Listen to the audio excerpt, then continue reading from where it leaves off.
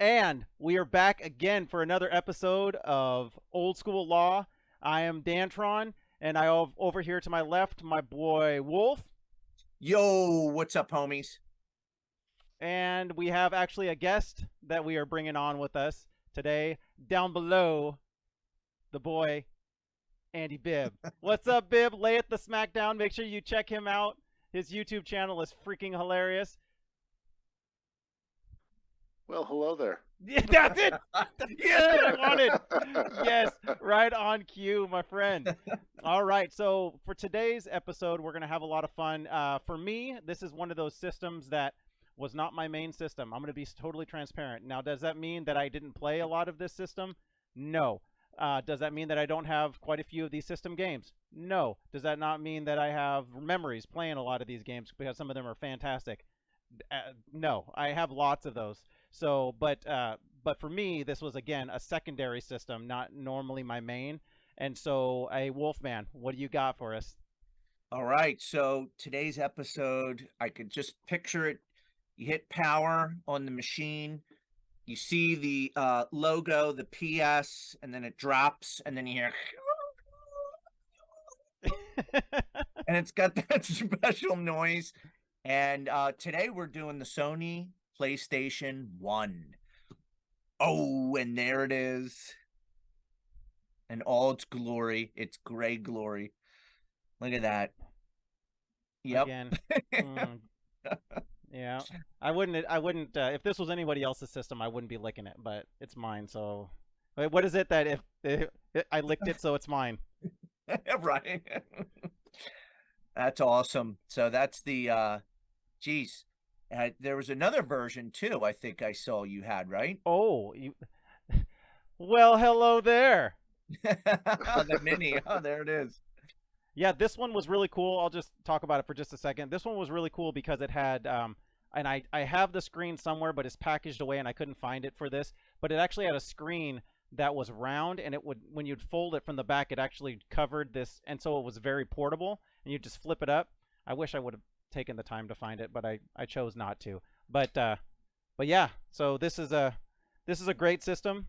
Wolf, why don't you, or Andy, you got anything else that you want to talk about as far as the hardware goes? No, I think Wolf kind of hit on the biggest thing that I think of when I think of a PlayStation is that intro music when you first come in, like that big sound with the mystical chimes. Like it's perfect, man. It still sounds sweet. Gives me chills to hear it. Well, I'm going to hit everybody with some quick factoids because if you're not familiar with Sony PlayStation 1, to me, it was a game changer. I mean, it came out in Japan December 3rd, 1994, and it didn't hit stateside until September 9th, 1995 in North America. And to me, it's one of those systems. It's an all-time great, and you'd be hard pressed to find somebody to disagree with that. I mean, it was in production between 1994 and 2006. That's Ooh. 12 years for a system, which is ridiculous. And that's over 102 million systems sold. So that is really impressive. The longevity of this machine is unbelievable, which then translates into a rich, lush library and is a great system to actually collect for. As far as like statistics, like what the machine is about, it's 32, what is it, 120 bit? Is that what it is? The PS1. It's got a 16-bit 24 channel Mm. for sound, which was pretty impressive. The CD Uh, based. That's what helped with that. yes. Yep, CD based. 2 megabytes of RAM, 1 megabyte of VRAM. Trying to think of any other statistics. 33 point something, I can't remember, megahertz. So it like Dan said, it was CD based. It was introduced some really hardcore polygonal graphics. Um, it had a pretty decent launch library, and really, as far as storage goes, I think the little like memory cards that would be inserted into the slots were anywhere between 32 megabytes and 512 gigabyte storage. So it was pretty vast over the 12-year span of the life cycle. So I think with that being said, I think we're ready to dive into this sucker. I mean, unless somebody has something else they want to say. I got something. So, this was the original kind of model that came out. This one actually, when you look on the bottom, a lot of them would have like a serial number patch on it. This was actually December of 1998 when this was manufactured. Some of the other versions of this did not have this parallel I/O port. This is like a specialty port that was on the back of the first kind of gen of these, and it was used for add-ons, some peripherals. But here's what happened with Sony. They started realizing that there was a lot of third-party manufacturers that were making pirate software, hardware combinations. So you'd plug different devices into this, and you could run pirated software on this. And so in the later copies or later iterations of this version of console, I don't remember which year they started, you'd look in the back and they wouldn't have that port anymore. So but it's a really, really cool system. It's always been one of those very, very iconic systems. Everybody sees it, everybody knows what it is, and everybody remembers playing something on it. I mean, they just do, and it's just a lot of fun. Again, I was a little later to this system. I had friends that had one, but again, I was poor back then. So, well, I'm still poor, but poorer back then, right? And so I didn't have the opportunity to have multiple systems that I could buy for. So, but yeah. Anyways, it's a really cool system. Sweet. And it's funny, Dan, that you brought that up about the pirating. I had this little device. It was like a spring. You'd open up the PS1, you'd put it in, and then you put a needle into this thing, and you'd hit power, and it would spin it, and it would simulate something. It would do something so it would read burned discs. So like my one friend would he would go to Blockbuster, he would get a game, he would burn it, make me a copy, and then you put this special device in the PlayStation 1 and you could play the burned games. So it's pretty dope. Not to say that was something that wasn't, unique to one person doing. That happened a lot. But again, probably your buddy had this version and had a hardware adapter to it, most likely. So, but lots and lots of fun. So actually, because Wolf, I want to mix this up a little bit. I know we had just talked about, normally I'm the one that goes first, but I know you have quite a few games that you want to go over that are in your list. And how we do this, you guys remember, we go through a series of games that we remember playing, that we have good fond memories playing. Might not necessarily be favorites, might not necessarily be number one. Some might be hidden gems, but I'm pretty sure Wolf is carrying a vast library, and I know he has more he wants to talk about in here than us. So I would appreciate, Wolf, if you're going to be moldable and adaptable to this situation, I would like you to go first. Absolutely. Geez, I wish I had Devo here to help me with this introduction. Do. Crack that whip. All right, so there's your clue, guys. You know what I'm showing first? I don't. I'm ready though. No? I like that song. Not even with that clue? Nope. You're gonna blow my mind though. I can feel it. Oh, the crack that whip. That's what you got me on. Yeah. All right. Oh, so Castlevanias for the PlayStation 1. In this hand here is Castlevania Chronicles, which is really a very interesting kind of, I don't want to say hidden gem, because most people know this one from the PlayStation 1. I mean, it ushered in an entire genre of video games. Obviously the old school, like, king of that was Metroid, and then the Metroid then became inspired the Castlevania, which then they combined the two names, and it was called Metrovania games because of Symphony of the Night. And the way you would play that game with the big map of the castle, and you had to get an item to unlock a certain part of the castle, and you'd run around and do all this stuff, and it was very much like Super Metroid and Metroid.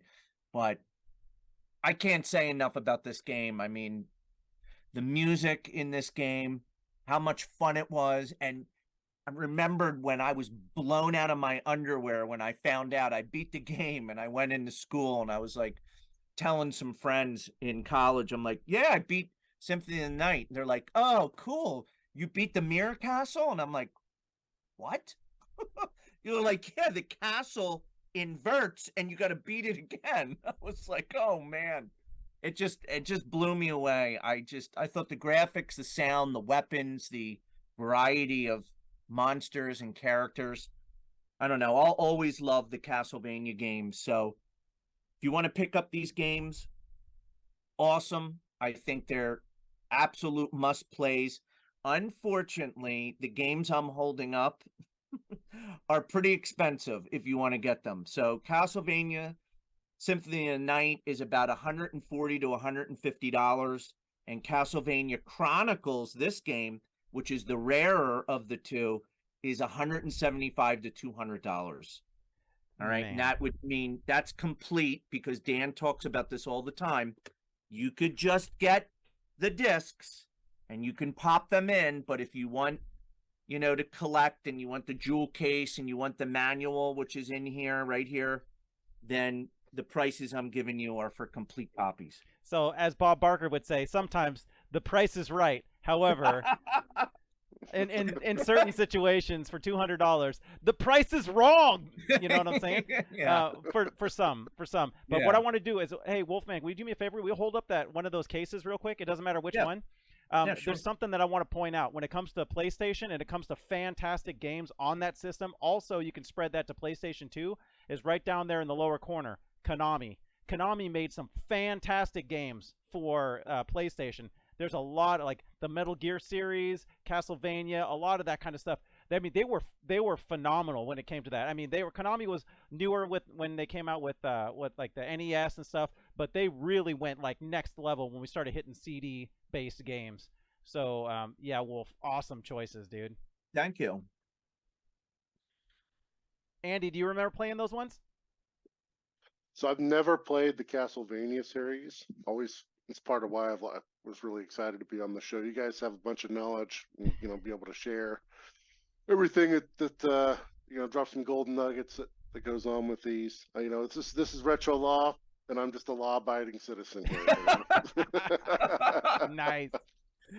Well, we are here next, and as you spit out that awesome pun there, I'm ready for you to spit out what do you got? What's something that you remember playing on here? Well, speaking of Konami, one of my favorite games ever is going to be Metal Gear Solid. Oh, nice. A game to me that's like, I don't know if there's ever been a game that's more ahead of its time and did so much groundbreaking stuff as that game did. Like, Psycho Mantis, one of the bosses in the game, like, will read your memory card and tell you, how daring you are based on how much you saved. Or he would, like, supposed to control your mind, right? So you put the controller down and he'd make it vibrate.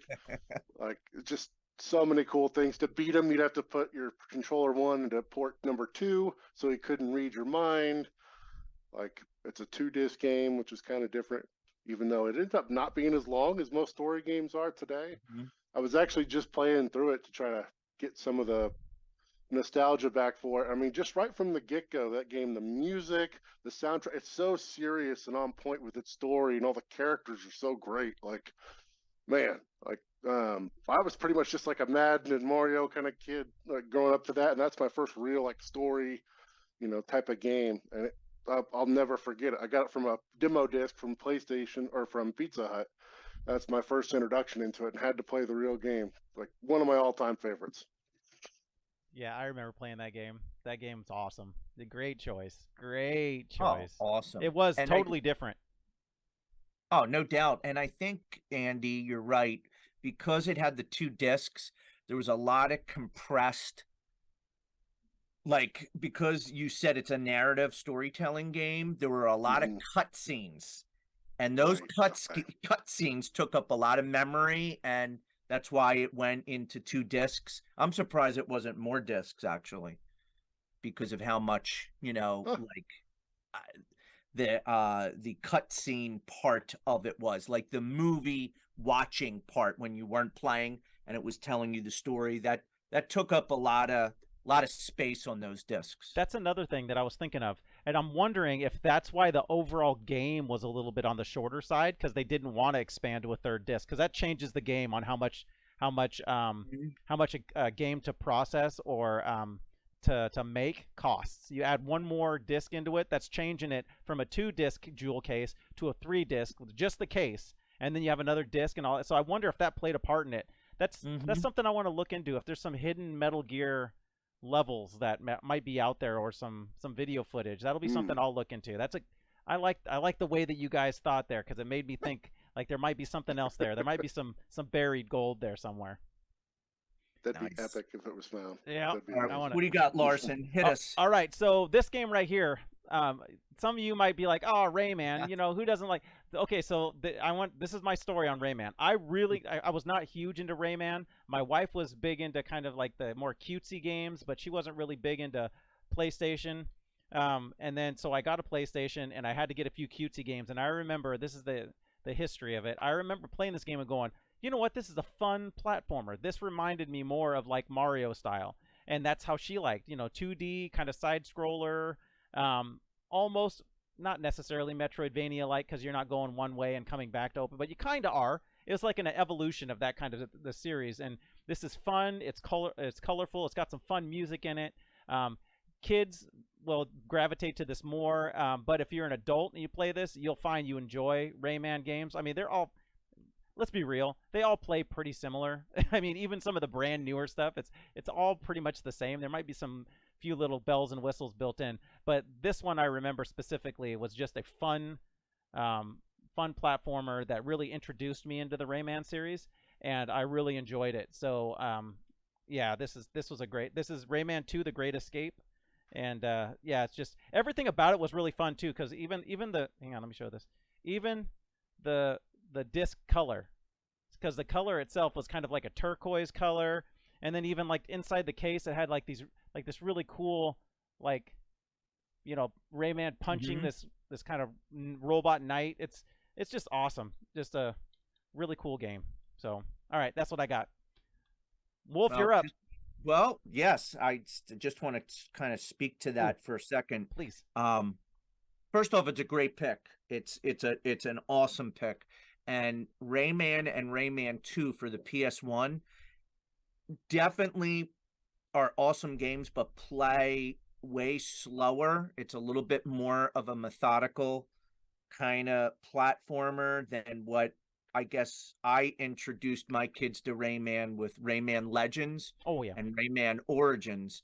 And those games play a little bit faster, and they got the music stuff, and it's a little bit more, you got to be quick with your movements and stuff. Whereas Rayman 2, you're just kind of enjoying how cartoony and atmospheric everything was. And I guess the newer games have the same graphics, just obviously a lot better, but it plays a little faster. So, Well, on PlayStation 2 back in the day, right? It was um, going anything that was like three-dimensional, and this was like still a shift where it was kind of like multi-layered in the back, but it was still kind of mhm. 2D, and but it was like almost getting to the point of pinnacle 2D sprites was right around the PlayStation time is when they really started getting really good and at their sprites and how they move and how colorful and the way that things happened on screen. It was really a cool game.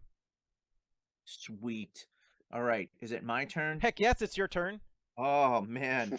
So I think this this company is going to be mentioned, I think, a couple times in this episode. It's Squaresoft. Oh, And I'm not going to give anything away because I think there might be a game or two that's going to come from this company. and But usually this squares are soft. I'm just gonna say that, but go ahead. right? And this is, I think it's a hidden gem. I don't know how many people have played this. It's first off, it's Wunderbar, because this is Oh, Einheim. Einhinder! Einhinder. And it is, I can't even explain how amazing this game is. Okay, so if you have a Megacade or a Traycade or a pedestal or a game box or something, and you can emulate this somehow, this is a must play. And even if you don't like shmups And the way that this is done is it's fantastic. It's the future, it's space, and it's got this like cyberpunk vibe, and like huge bosses, and everything was bigger than life, and awesome weapons, and you had like this robot voice in the background that would call like the special like weapons you would attain. It's really wild. It's very cool game. It's I don't know why, but a lot of these games I picked are expensive. It's about $150 if you want to play this, but like I said, you could play this for nothing if you emulate it, and that's how I suggest you play it, because you'd have to be a monkey's bunghole to go out and spend $150-$250 on these games when you could play them, you know, for nothing.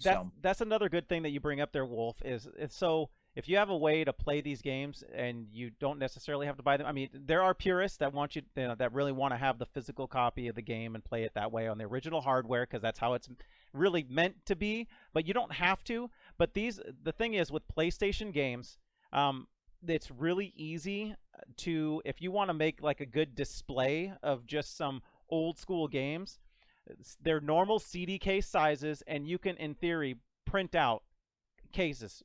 And so if you just want to show like some of the really cool cases that you've seen, and you want to just make a display, that's something that you can remember too, is that PlayStation is going to be the easiest ones to just find pictures of the actual cases online and be able to easily print them out and throw them into a CD case if you wanted.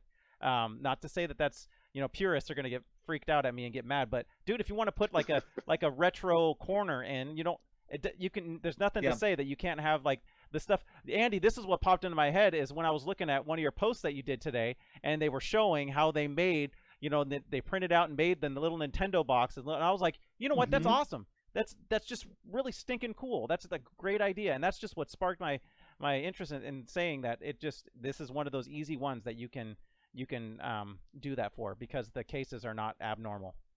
Yes, that's a great point. Sparking an idea for my game room. Right? I mean, you could think about it. You can make like plaques. You can make whole posters of just the, you know, if you want. It was you actually, Andy, you got my mind running that way. My brain usually spins. I'm a pretty creative person, but usually it takes somebody else to like kickstart something, and then it just kind of goes, and it's perpetual. So thank you for bringing that up today. That was awesome. All right, who's next? My turn here? It is your turn. Okay. So let's go with another story game. I'm going to go with Medieval.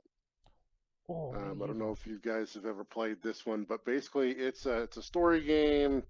You get a bunch of different weapons. The main character, that's probably the best part of it.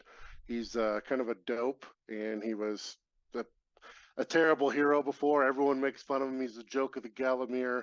And you're going to be starting his journey from when he comes back from the dead to try to right all that wrong. That's right. I remembered. I was like, Medieval. That was the skeleton, dopey skeleton knight. Yep. And he had our name, Dan. It was Sir Daniel Fortescue, if I believe. Yep. Sir Daniel Fortescue. Foreskin Q? What was it? Daniel Foreskin. Oh my gosh. That you know what? Cue the derail. That's what that was. Keep going, Andy. I'm sorry to interrupt. Yeah, no, that's awesome. Daniel Foreskin. I'm never going to hear anything different now when I play the game. So, but yeah, lots of different weapons, magical swords, dragons. Like, just to give you an idea of the goofiness of the game, like you get to a dragon, which is a secret thing, and he's a big bad dragon. And then once you beat him, he's like, "Oh, why'd you do that? That hurt." Like, and he's a total softie. Like, just a lot of goofy things like that. I'm not doing it any justice, but definitely my idea for the list of games I'm bringing to this are things that might still be fun to play. Because for sure, I don't have the physical copies, so that'll be kind of my contribution to anybody watching. That's a great choice. A great choice. I totally forgot about that game. There's so many freaking PlayStation games, as Wolf reminds me every single time we start talking about PlayStation. It lived for so freaking long. Like, maybe not as long as Sega Genesis, but it lived for a freaking long time. Because seeing how Sega Genesis is still having games made for it, if you really, if you look into it, it's crazy.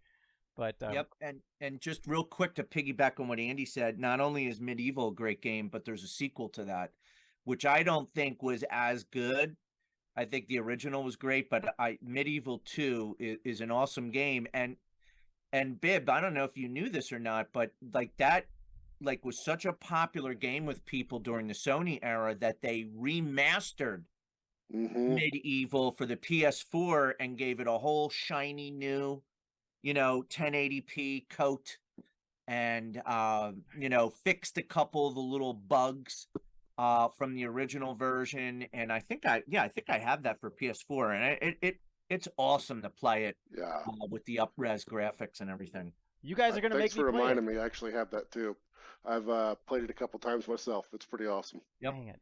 I haven't played Medieval for a long time. I never owned that one, actually. I remember playing that at my buddy's house. So, all right, there you go. I got my notes. All right, you're up, bud. Oh, is it me? Okay. Yep. I'm going down still the same path that I had done before. This was another game that introduced me to a series of games that I really enjoyed.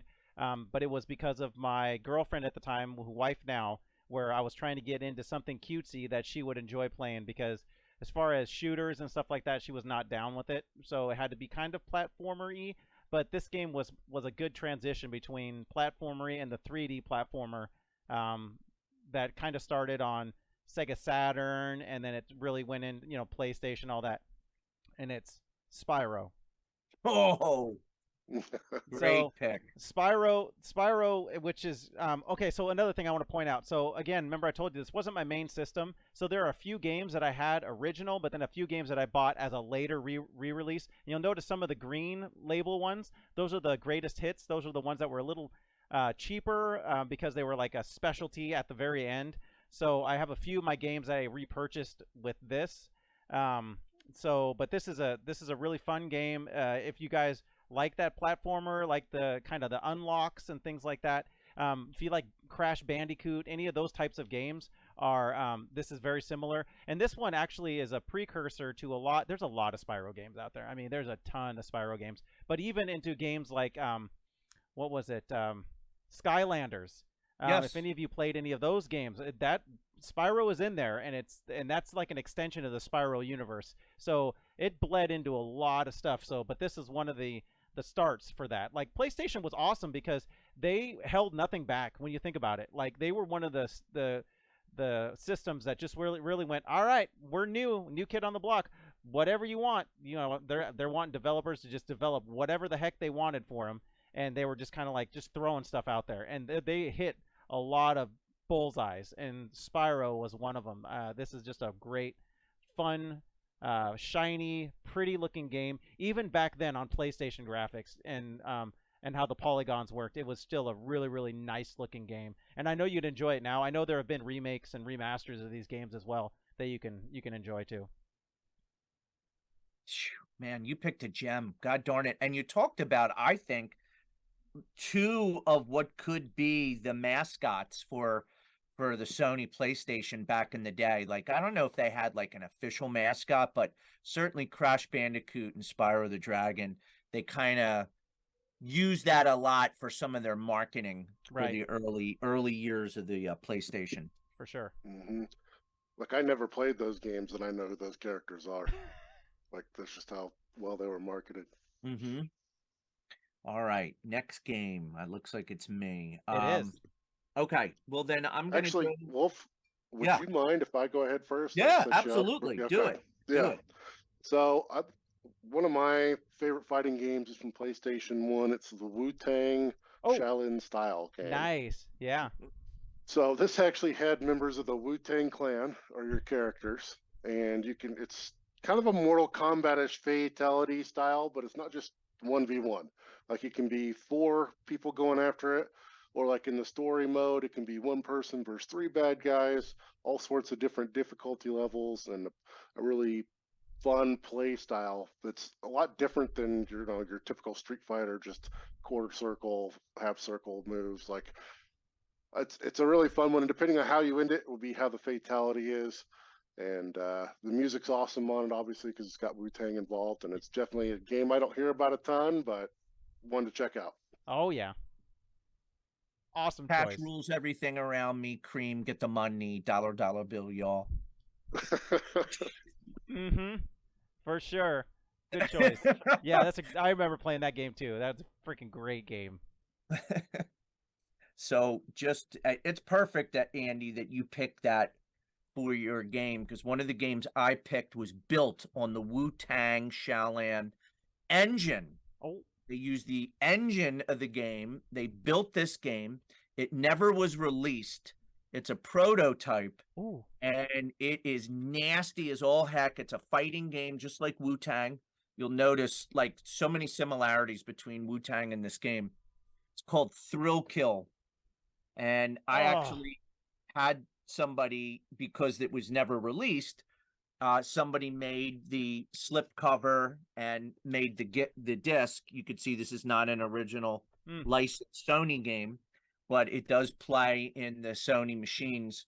And it is, I can't even explain it. It's like a Wu-Tang 3D fighter with like obscure characters, like psychopaths and just like circus sideshow freaks. And it was really bloody, and it wasn't going to get the rating that they wanted. Like, I think if it was going to be released, it would have been whatever's higher than mature. Oh, I think the MA17 or or something like that. Yeah, and it would have hurt sales, and they pulled back at the last second. But the ROM, the original prototype ROM, was floating around out there, and it's a must play. Matter of fact, before we started the show, Andy went on his Megacade and saw that it's on there and that you could play it. Oh man, wait a minute. So you're telling me that they tried to pull out early and they didn't quite do it. That's what you said. Because the ROM still got out there. Pulled out, yes, early, yes. Yeah, but he didn't pull out too early. Still there. Exactly. Awesome. I'm gonna have to check that one out too. I'm taking notes on this stuff because again, that's not one that I knew about, and that's awesome. I'm excited to look into that one. Thanks, Wolf. That's dope. Yeah. Thank Bib. Bib's the one that kind of inspired that.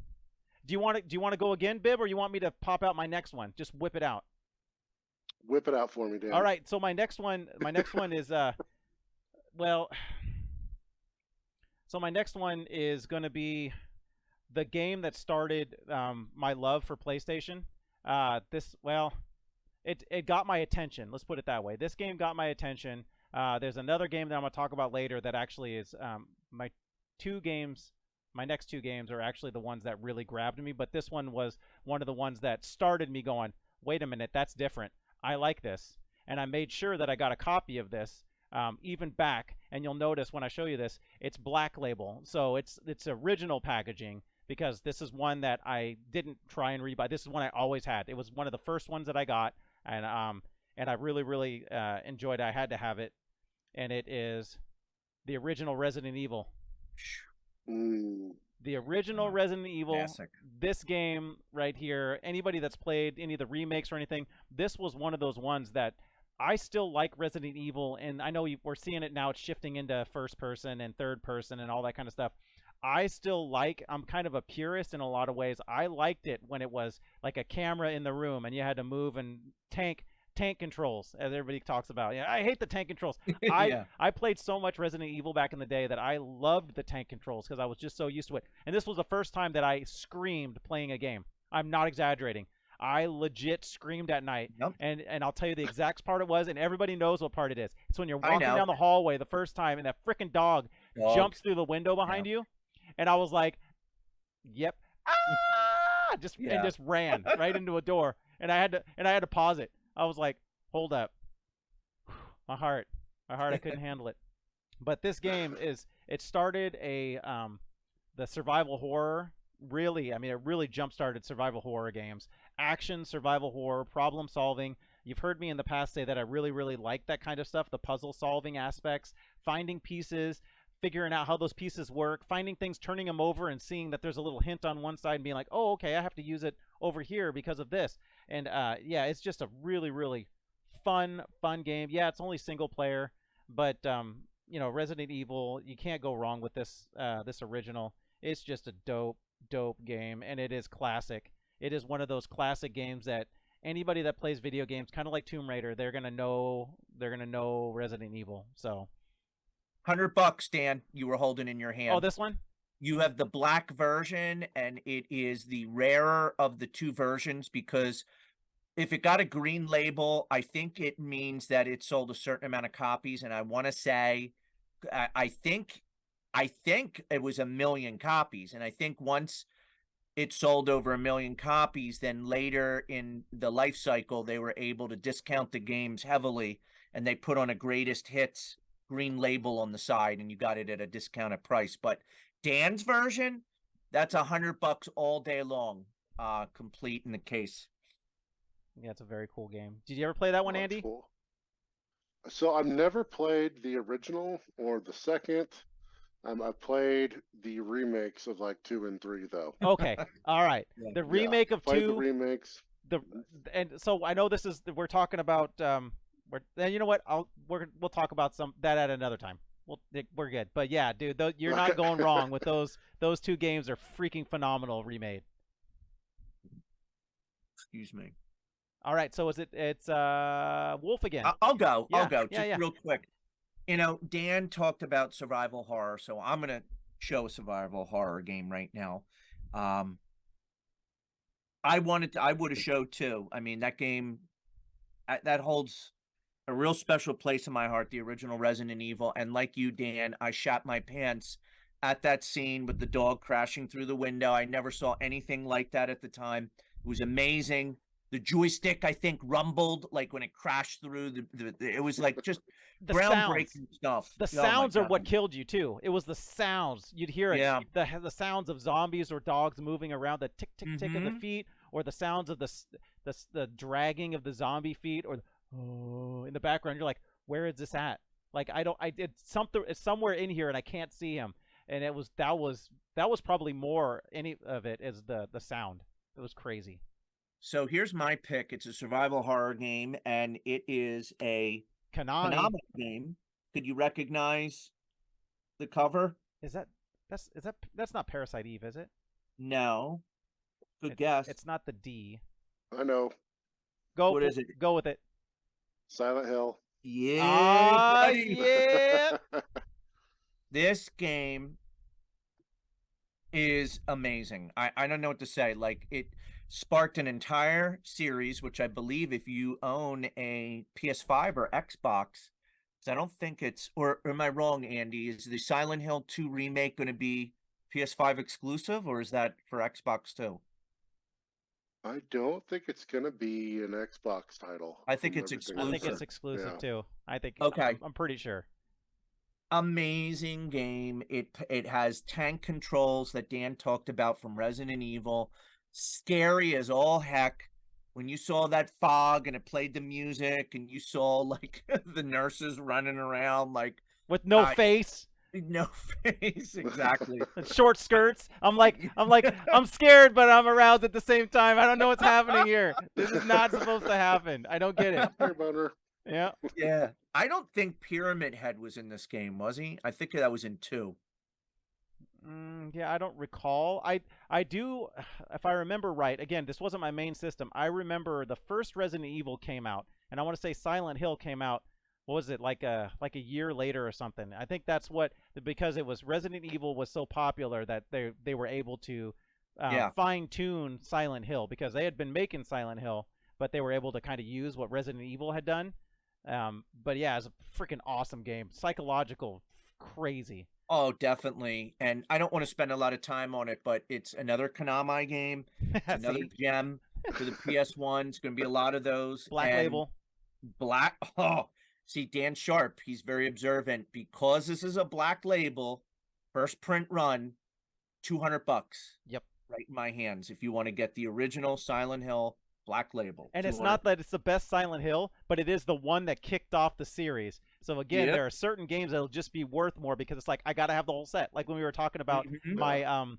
we were talking about the Splatterhouse, or we were talking about Streets of Rage, right? Streets of Rage, the first and second were worth they were okay, but the third one, because it was rarer, you had to have it, right? So it was like, Mhm. and same thing with the Splatterhouse series, right? There was no Splatterhouse on Sega, the Mega Drive, But if you wanted to have the whole series, you're buying another system because you got to have that first one that only came out on another system, which will not be named right now because someone's heart will be exploding out of their chest. Oh, yeah. I know. But Great game. we'll be doing that show though, so it'll be painful, but we'll get through it. That's just put on like a crying like tear. Just paint a little tear on your face right when we do that one. Exactly. So right, what I'm Viv, what do you gathering got? here, from the Black Label is like that's what I need to print off and put in a CD case so I can sell it for $100 on eBay, right? No, not selling BS. That's not it. No, that's for No, you. I would never. Your own. I would never. Yeah, I know. I'm clarifying for everyone else out there. That's just for Okay. props. Yeah, right. Oh my Right. gosh. Jeez. Okay, so next one I'm going to go with.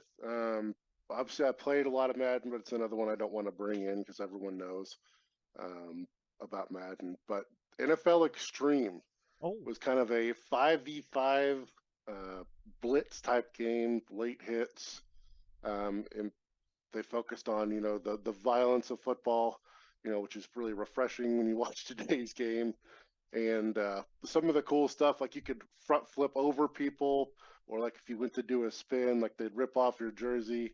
And it's so I went back and played it. It's really comical now, like some of the shit talking and stuff that they would do on there. Mm-hmm. Because it's so out of place and so out of whack. Like it's almost so bad that it's good to play it now. That's They made a NFL Extreme 2. It's a ripoff pretty much of the first one. Like it's not worth your time. But that original NFL Extreme is pretty fun. so. Let me ask a question. So NFL Extreme, is it like a mutant league football, NFL Blitz, kind of in between the two? Blitz. I'd Yeah, say way more like Blitz with less people on the field. Mm-hmm. Was it before Blitz came out, or was it kind of a little bit after the first Blitz had came out in the arcades? Because I want to say I think it NFL was Blitz. after. I was going to say NFL Blitz didn't really come out on a console, did it, until N64? Is that right? Yeah. So yeah, it was arcade first. Yeah, it might have come out though. I mean, so that might have came out before the console version of NFL Blitz. I don't know. I don't know I dates don't know on the that. timeline on that. Cool. I didn't even know that game existed. Thanks, Andy. Mhm. Yeah, no doubt. All right, so we're back to me again. So this next game, it's going to kind of go along with my last one, but this is the definitive for me, one of the two games that I had to own a PlayStation for. This one gave me nightmares. It really did. And it took that feel of Resident Evil up to the next level with the lighting and the sounds just that much more. They used it really well. It was a really well spread out and designed game, and that's Resident Evil 2. Mm.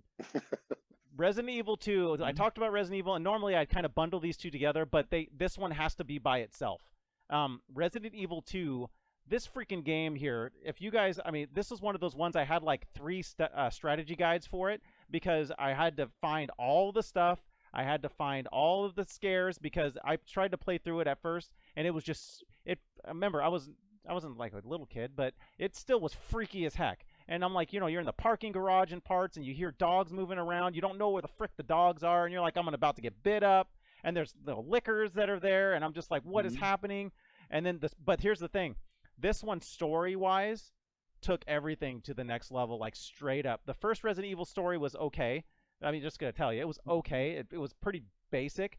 This one got freaking wild, and not wild like Silent Hill 2 cerebral wild. This one, the story, it branched so freaking well. It was so well designed with going into how the facility, how all this stuff went down. You were fighting people that were in the facility that actually, didn't make it out, and it was amazing. And then being able to use, there were 2 different characters. It was a wild. I mean, you could use 2 different characters in the first one too, but this one. And he's still there, Leon Kennedy, like probably one of the most well-known Resident Evil characters. Of course, they've used him in a few. That might be why. But his character was so freaking awesome in this game. So you got him. You got who was it? Was it Jill in this one too? I'm trying to remember. No, Jill Claire. Valentine? It was Claire. This one was Oh, Claire. Claire. Jill was in 3. She was in the Yep, okay. first one in 3. So Claire, which was Chris's sister, and actually I enjoyed that storyline a lot. And it's not just because Dantron likes playing female characters. That's not the reason why. They were both different too. It wasn't like you just picked one character and it went through a story and it was the same. You picked the other character, it was the same story. No, they had two different branching stories that kind of crossed. And so there were ways that you would go in one, and it was like, nope, it would change it, and you'd go a different way. And it was just really, really a cool game how they designed it. And then of course it's 2 discs, which was really cool too, because Leon was on one disc, and then you had Claire on the other disc, which was just a really, really awesome game, dude. Like really awesome. This was one of those mature NC or the 17 plus games too, Wolf. Yeah. Yep.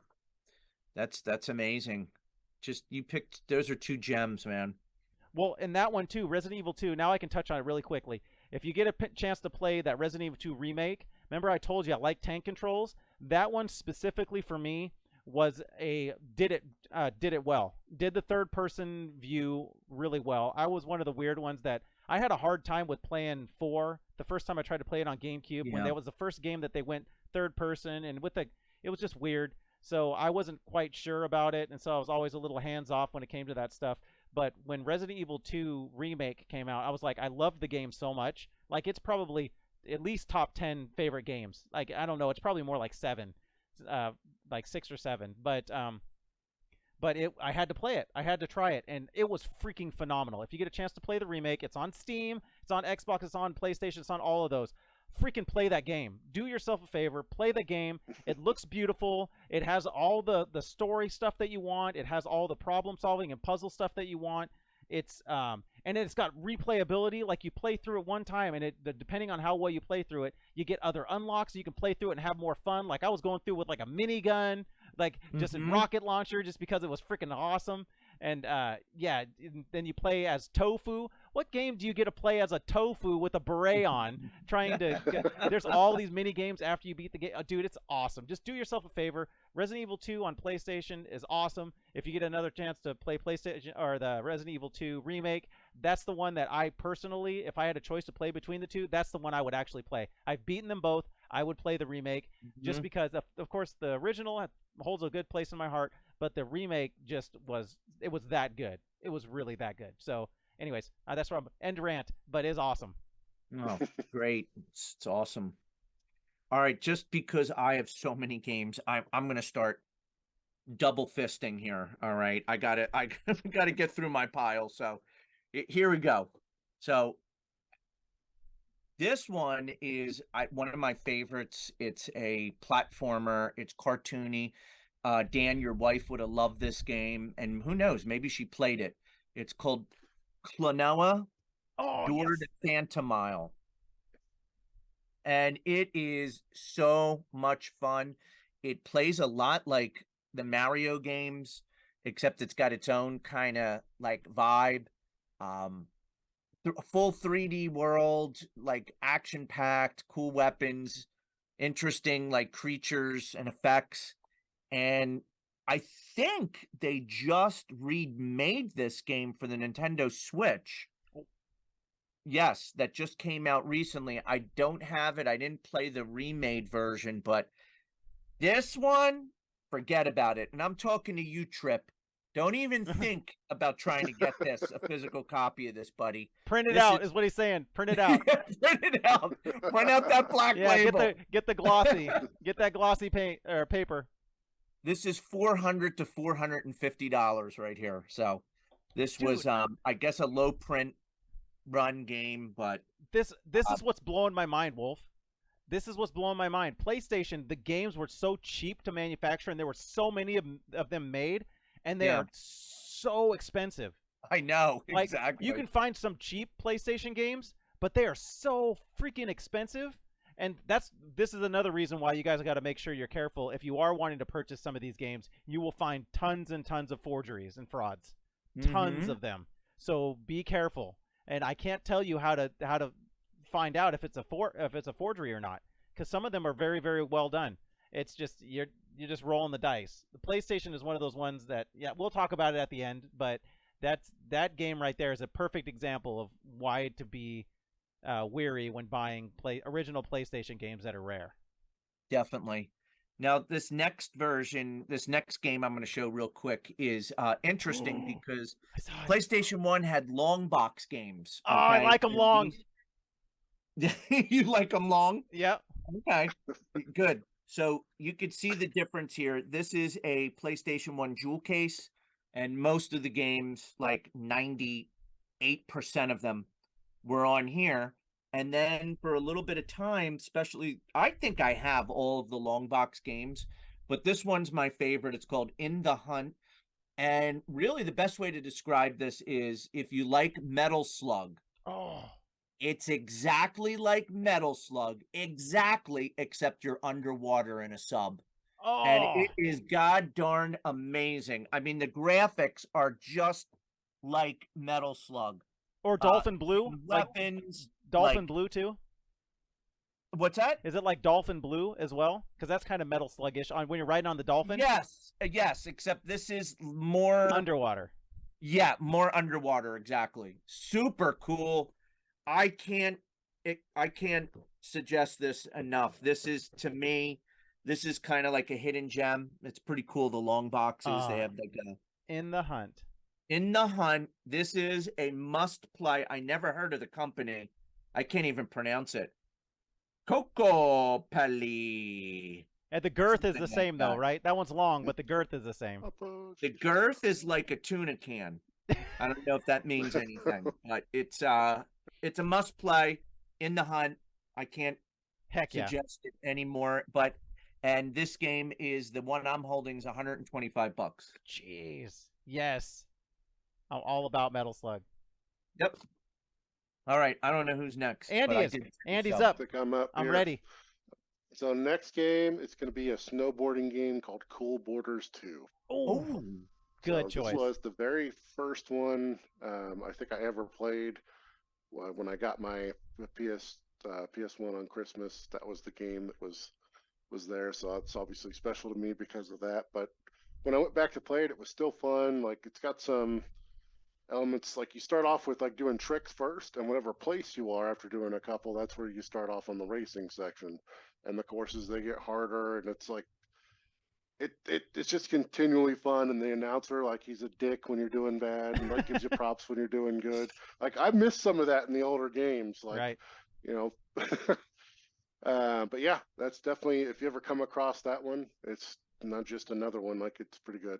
Is it like Raw Talk, like on Power Putt? Kind of, yeah. Not quite as raw. I mean, not quite as raw. You know? Okay, yeah, not quite as foul, no. Yeah. Oh man. But yeah, no, he'll definitely, like, you suck, like that kind of stuff. Ah. That was awful. Yeah. You saw what you just did, right? You know that was terrible. All right, so go ahead. No, that was it. Oh, okay, so this next one was one that I had original label, ended up getting rid of a lot of stuff, and this one I sold because it was worth quite a bit at that point, and I wasn't sure I was going to be retro collecting for this system as much. But this is the definitive game that I bought the system for. When this game was out, I said, I'm buying the system. As soon as I saw it, I said, I'm buying this game. I'm buying this system for just this game. And there's been tons and tons of them. This isn't the first version of this game out. There's multiple versions of not necessarily this game, but this line of games that even go to modern day. They're still being made. But this one in particular, the story, everyone that's played any kind of, RPG knows the story. They know the games, and they pretty much know of the main characters in this one. And it's Final Fantasy VII. This is the #1 PlayStation game for me. This was the first RPG that I ever played that I went all the way through and beat it. This is another one that I ended up, there's so much stuff to do with, like, if you want to get to specific materia, like the Knights of the Round, you have to have a specific breeded specific breeded chocobo. And Did you say chode? Cho. I was going into Sonic Adventure, but no, chocobo. So you could breed chocobo in there, but with these special, you had to get eggs and you had to breed them, and then you'd put these two different colors together, and you had to get a gold version to Yeah. be able to walk on Cool water, shit. and that's the only way you could get to the Knights of the Round materia. So this game I played for a long, long time. You get to different the different bosses too. There's some that are like really hidden bosses. I don't want to spoil the story for the two people that have never played it or don't understand the story, but the story is a gut wrenching story. Like it broke me, and it still breaks my soul, no matter what. It's kind of like I was playing the version of this that's if any of you that watch my channel, I'm going through the remake. I still haven't finished it yet, but I'm going through the remake, and it's like watching the movie Titanic. You know what's going to happen. You're starting to like the characters. You know what's going to go down, and there's that feeling of dread that's coming. This game puts that feeling of dread in me every single time I play it. And it would be different if they didn't make me freaking like the characters so much.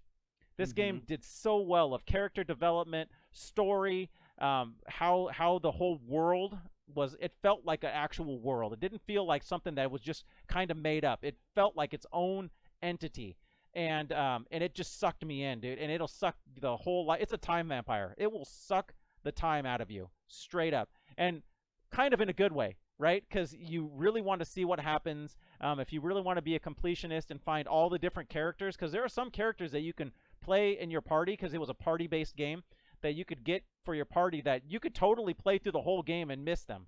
Like you had to play a certain way and do a certain thing to be able to get access to unlocking this person that can come and fight with you. It was just awesome. It was a 3-disc game, which was one of those massive games. I mean, this game was just huge. 3 discs, but lots and lots of fun. Again, this is the green label, but it's just this is an ultimate like classic game for PlayStation. Anybody that's played PlayStation, I will say 90% of them have at least tried this game. I could say one thing, Dan. It's the first game I ever played that I stayed up for 24 hours. I couldn't go to bed. I was hooked. I think it was what you said. It was had something to do with the chocobo races. I think you had to finish first or something, and I was doing something, and I had to and I just remember trying to win because I needed that to get these amazing summons. Oh my God, when you caught the graphics of some of those summons were it was groundbreaking, like you said, probably one of the best RPGs I ever played. Dude, you start getting some of those like Neo Behemoth, like big Yeah. old dragon that comes in, it's like blows Yeah. up the earth. It's freaking wild, dude. Like Knights of the Round. If you guys Yeah. haven't seen, you know what? Look up all Final Fantasy VII summons. And even Yeah. the newer Final Fantasy, the summons are different, but even if you go back and look at original Final Fantasy summons, back in the day, they were freaking amazing. Like the first time you call Ifrit in and he just comes in and just starts wiping everybody, you're like, dude, this is freaking dope. So, but yeah, tons and tons of fun. Lots of depth in the game too, right? Because it wasn't just attack. It was turn based, but it was like you had to be smart about it. You had to set up your party to be like, all right, this is going to be my healer and my defensive character, but this was going to be the one that I'm going to use to try and steal stuff, and this is going to be my main tank or my main DPS. And you had to actually balance that stuff out. Like not everybody, you couldn't have one that had all of these stinking materia on them and be able to throw fire and ice and all. You couldn't do that. One person, you'd be waiting, so you had to kind of space them out and know what was coming up, and then you'd come and you'd get into a fight and you'd fail, and you'd be like, okay, now I got to go back and gear my team so I can take on this battle again. And that was one of it. It was like a process of elimination. It was like at the beginning you never really succeeded, you just learned how to do something wrong, and then you were able to kind of figure out like, okay, that didn't work.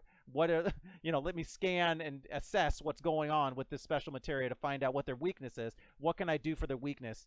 And it's just it's a really, really cool game. Super deep too. Gosh, that game was so deep. That game was $50 too that Dan was holding up. See, cheap. You can get it. Green label, right? Yep. No, I think it's black is what I was thinking of, so I don't know. Oh, okay. Watch, that one will be the one that's more expensive as green label.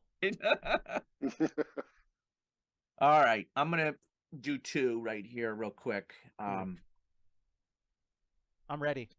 All right, this one is, yeah, I had to include something quirky in this list, and it is it is so much fun.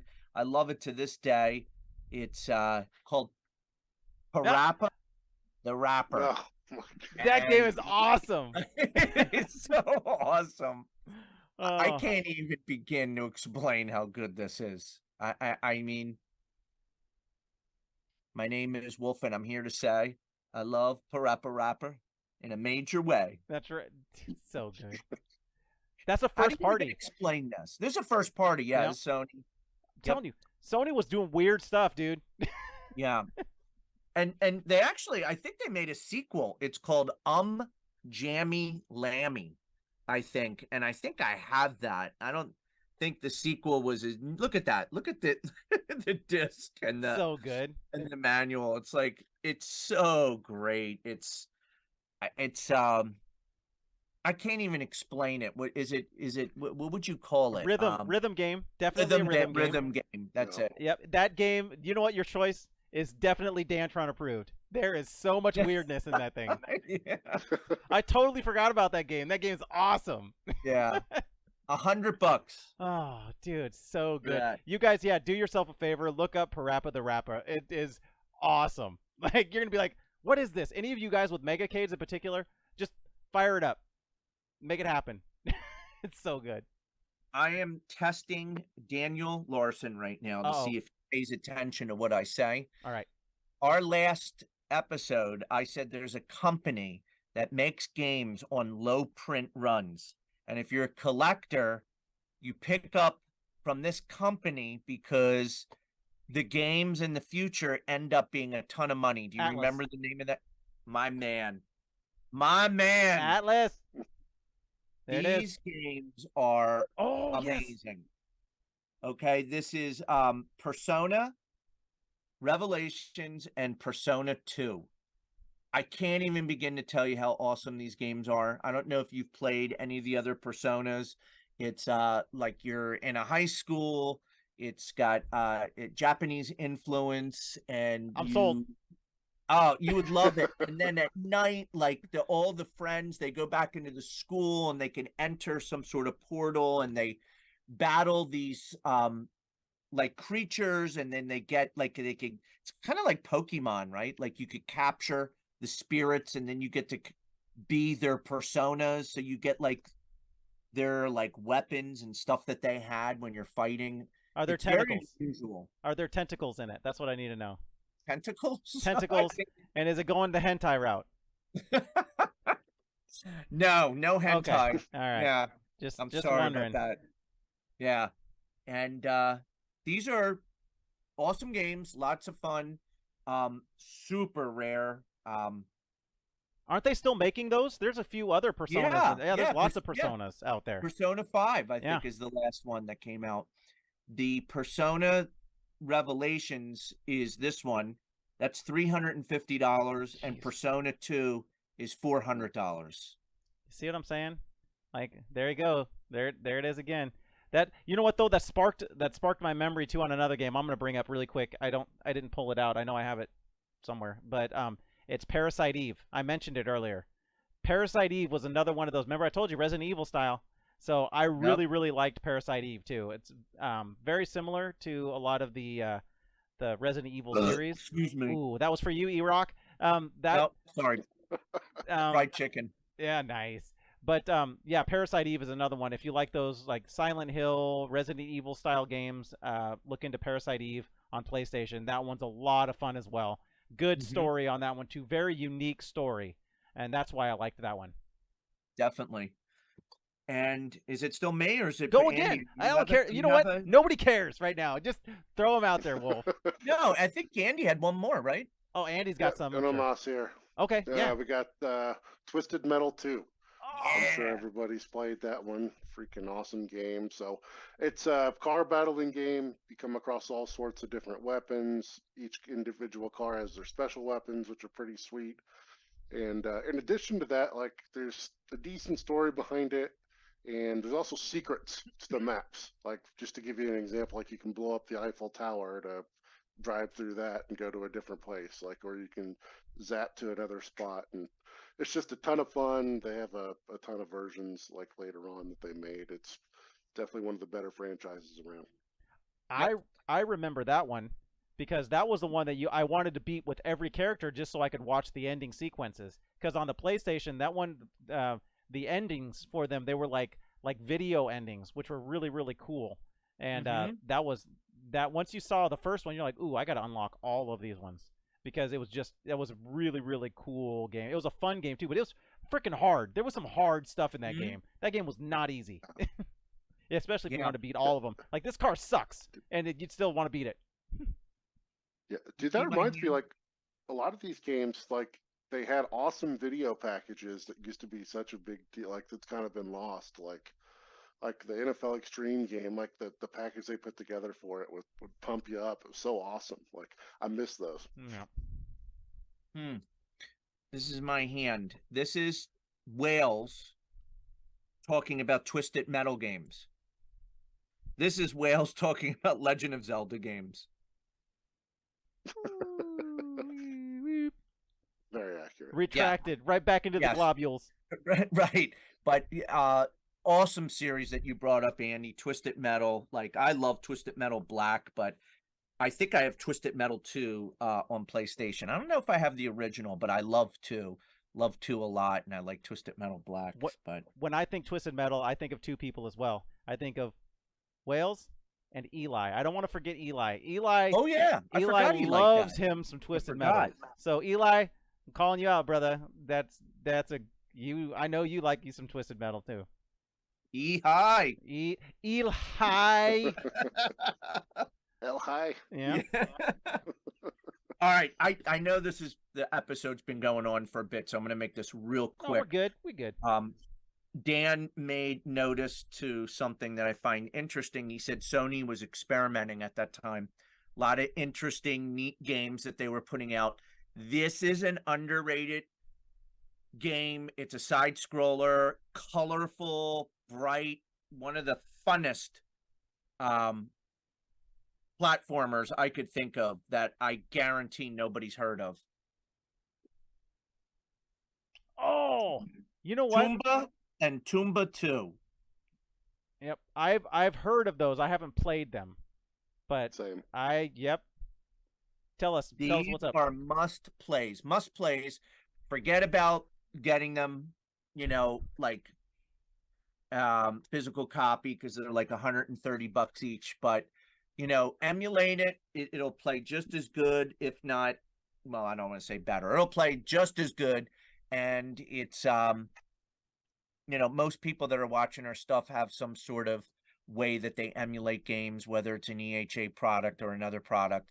I know Andy said he's going to try Thrill Kill, and I'd love it if you tried, Toomba, because I think you guys would both love it, and I think your wife would like it a lot, Dan, because it's like right in her wheelhouse. So the last game that I'm showing is obscure, but it's for role-playing game fans, and I know, Dan, you like role-playing games. I like role-playing, period. Okay, well, yes. I like that. These games, I can't talk about Sony without talking about these because they're amazing. It's Lunar and Lunar 2, which are unbelievable games. Look at the size of these. When I tell you what this is packed with, it's packed with like amulets and posters and books and soundtracks and all sorts of cool stuff.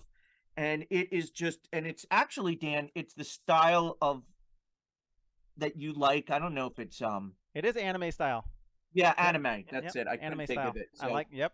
It's anime role playing, and it's unbelievable. I highly suggest for the audience to check that out if you're interested in role playing games. Physical copies. To get them complete, they're going to be ridiculous. Yeah, I don't have a price on those, but I'm sure they're. Just so you know, you think all these other ones that he's been shown have been expensive. Those specific specialty PlayStation games that had larger packaging with a bunch of other components. PlayStation is so old now that some of those you will not find complete sets. Like people would open them, they might keep the box, but they're losing a poster or they're losing an amulet or something. So to find it complete, I guarantee you, you are selling a body part for it if you want to get it. So that's so cool, though. I love all that kind of stuff. I'm such a nerd when it comes to anything like special packaging, any special editions of stuff. That's the way I've always been. I like it, and I'm not the type of person that buys this stuff just to sell it and think of it as an investment and whatnot. I buy to have. A lot of my friends know, like, if they find an old console that they've had sitting around in their, all of my friends know this. If they find it and they're thinking about getting rid of it, nope, they contact me first because I will take all their stuff. That's why I got, like, multiple PlayStations, multiple Super Nintendos, multiple, all that, because I'm just like, nope, just give it to me. I'll take it all. And it's not to sell, it's to just have, right? Because you never know when you want to pull it out and play it, or if you want to dual wield, like two Sega Genesis, smell them both at the same time. I have that opportunity. So, I mean, but yeah, it's those special games like that. It's just amazing, dude. I could tell you firsthand that I pull it out and play with it often. Sometimes multiple times a day. That's how you go blind. I'm just saying. Hey, so now we're getting to the point. So we've made it through all of our games. Now we're getting to that point to where we're talking about you retro collectors. So this is the point in the show that we talk about what our opinion is. Again, we haven't discussed any of this stuff with each other. What our opinion is for a retro collector getting into purchasing and the overall, how collectible the system is, how easy it is to get a hold of the games, the average cost of the games. All of these things are taken into account. So I will start because I normally start, and then we'll just kind of work our way around. So the PlayStation console, the PlayStation hardware, very, very affordable. There were tons of them out there. They're not super expensive. You can get even the ones that are probably going to be the more expensive ones are going to be like the first gen ones with the I/O ports. These are going to be the ones that are going to be a little bit more expensive because they're a little more, I won't say rare, but they're a little more desirable because they have that extra hardware feature to them. But even those are not going to be super expensive, so that's a good thing. Two, if you want to find like legit physical copies of games, they are not going to be very cheap. They're just not. You might be able to find greatest hits and they'll be affordable, but the majority of the more well-known games, they are not going to be affordable, in my opinion. This game, actually, this system overall, I love the games. I love the system. I love the controller. The controller feels great in your hands.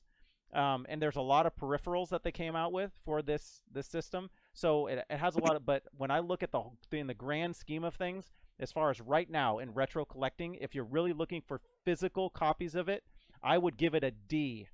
I would actually say don't collect for this system. It is cost prohibitive in a lot of ways. However, if you are open to maybe finding aftermarket games to go along with the real hardware, it becomes much more affordable, and it might even bump it to a C+. So, but if you're going straight legit stuff, in my opinion, it's D, because it's just for any of those like fun games that you think PlayStation, like Soul Calibur, stuff like that, they're gonna be expensive. Those games that you want are just gonna be expensive, and so that's why I gave it that rating. So a D for Dantron.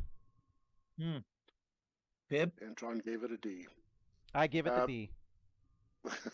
Yeah. I don't know. For me, like I've not collected a lot of these games, but hearing how expensive it is, like it does not seem like the time to start. Emulation definitely seems like the way to go.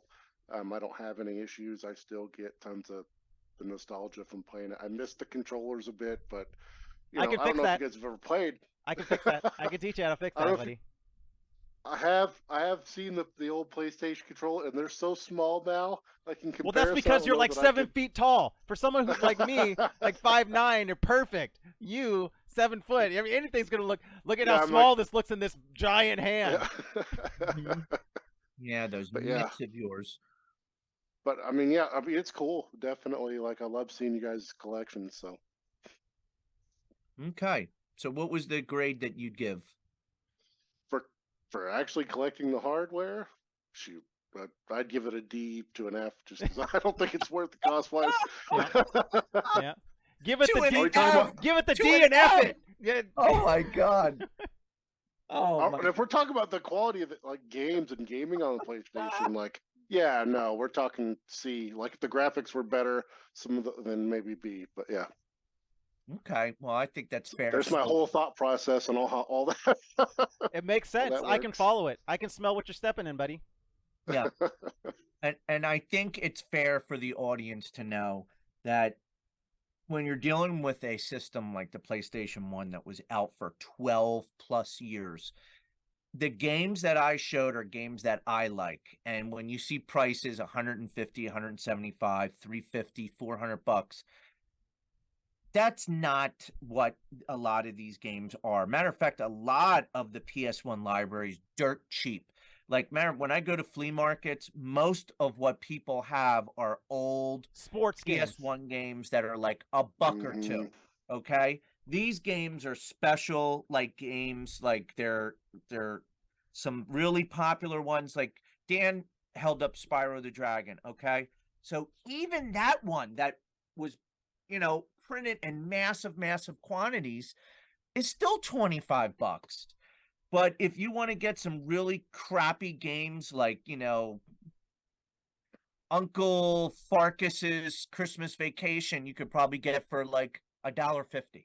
They made so Okay. many games though. Yeah, so there's a Yeah, ton of there's garbage. a ton of games. But the So- good games that you're gonna think of, that's the ones. Like nobody Exactly. you were mentioning, like, you can find those games. You look at the games, it's like, oh, you can take 5 for $5. You look, they're all like sports games or Yeah. some random, like, just, I'm like, who would make this? This like Yeah, like reverse bowling simulator. Like this, what is know. that? yeah. I mean, based on that, I'm gonna go a little bit higher than you guys. I'm gonna say a C, right in the middle for me, because I think there are games that are like untouchable. Like you'd be insane to pay some of these prices. And then you have the other side of the spectrum that if you don't give a crap, you could get some pretty decent games, at pretty good prices. So it varies. So I'd say a C. All right. Well, that's what makes this fun, and it's all the different ideas, the nostalgia, the we've played these games. Everybody's played these games. That's the thing too. Is like any of the games that you played, you're gonna have more fond memories for, right? Most of the That's right. people my age, they're gonna remember PlayStation, and they're gonna remember some of those fun games that they played. And so it's kind of like, okay, I remember this game and this. The trick is do you remember a random weird game that's going to be cheap, or do you remember a random weird game, Parappa the Rappa, that's going to be not cheap? So there's Right. just it's all over the spectrum. The cool part about Sony PlayStation is, like Wolf pointed out, and I forget to mention, but it was out for so freaking long. There was so many games made for this system. Yeah. And yeah, you can get into all kinds of stuff. And again, PlayStation 1 was not one that I spent a lot of time on. We start talking about newer systems, getting into PlayStation 2 and stuff like that. That's a totally different story. We'll have a different, there'll be a different way that I'll be going on those ones. But PlayStation was right around the same time, like N64. That was right around like the same time that I was buying N64 is when I was really getting into PlayStation as well. So, yeah, and I was a Nintendo fanboy, so it was N64 because it had the 4 players. I didn't want to buy a multi-tap and to play 4 players on the like 10 games that they had on PlayStation, right? Yeah. And they were all like weird racing games, like Micro Machines or something. So, Yeah, that's The true. controller was so awesome too. yep, it was. Yep, very very cool. Andy just kicking stuff over. It was like, yeah. I know. I'm like, fuck my chair. Nice. All right. So, does anyone else have any final thoughts on this system? I don't. We purposely did not show any peripherals or the controllers. Lots of iterations of the controllers because Dan the Man's gonna We're make gonna sure have to some fun. showcase that in another episode on that stuff. Yeah, we're gonna have lots of fun with the peripheral episode. So that's gonna be probably as long as this one, just going through different random peripherals for different consoles. Longer. Yeah, it's lots Yep. of fun though. Lots of fun. I want to say thank you to Wolf as always for being my wingman, and I want to say a big thanks to Andy for Lay It the Smackdown coming to hang out with us. It was great to have you. It was lots of fun. You always bring you always bring so much humor and laughter to the situation, and I just enjoy it. So, but anyways, thanks guys. I really appreciate you both. Hey, real quick before you hit the disconnect button, it wouldn't be I wouldn't be myself if I didn't mention this. I've been hit up on Discord and in other social media avenues to put out other episodes. So apparently there's some people out there, that are enjoying the episodes. They're liking some of the content, some of the knowledge, seeing the actual games and stuff. So make sure if you want more of these episodes, we also want to hear from you. So when this is posted, put down some games, some of your favorite PS1 games, or even some suggestions for future episodes, and make sure that you subscribe to Dantron 69K. He does all sorts of cool crap on YouTube and Twitch, and same with Bib. Layeth the Smackdown.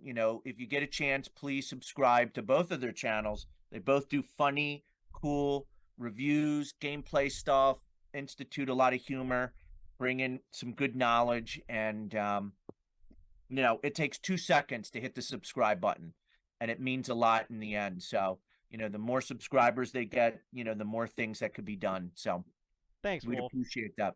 I appreciate you. Thank you very much. And the first time you see Andy or you see Lay at the Smackdown, and he's going clack clack clack clack clack clack clack, you're gonna be like, oh yeah, I'm sold. Like that's the grenade launcher. So good, so good. I love all of that stuff. Everything he does just freaking cracks me up. Yeah, he shot all the birds too when we played Back for Blood. Remember? Oh yeah, he did. Well, I think I contributed as well. But don't shoot the birds. There were a lot of bird shooters. Look. Hey, we are team leave no bird undisturbed. That's just how it works. Like, hey man, this game's too easy. Hey, there's some birds. Sweet. Boop.